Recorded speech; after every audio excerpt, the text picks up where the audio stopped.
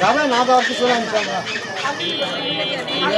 মাছ বেশিয়ে পাল্টি গেছে এই দাঁড়াও কান্দাঘাট জায়গায় ও সুন্দরবর্তী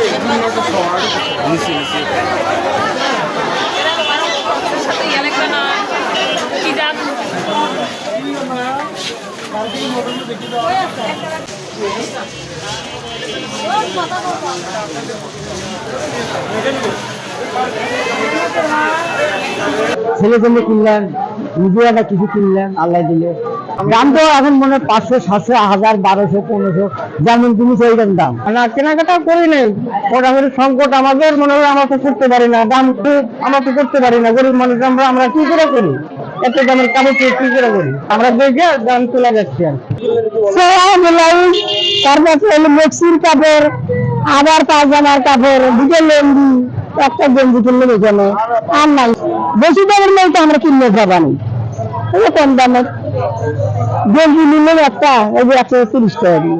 বড় মার্কেটে তো গেলে তো বেশি টাকা রাখবে, আর আমরা খুচরোর মধ্যে আমরা যেটা কম দামি সেখানে যে আমরা কিনতেছি, মনে করে যে কম দাম 250, 150, 200 এইরকম দামের মধ্যে আমরা কিনতেছি। এবার আমাদের মার্কেটের চাহিদা হচ্ছে হলো লেডিসের ভিতরে হচ্ছে জাফরান পাকিস্তানি, তারপর থ্রি পিস আপনার পাকিস্তানি থ্রি পিস গুলো, আর ছেলেদের মধ্যে 10 শোল্ডার আপনার টি শার্ট আর 10 শোল্ডার শার্ট একটা আছে, এই ধরনের কালেকশন।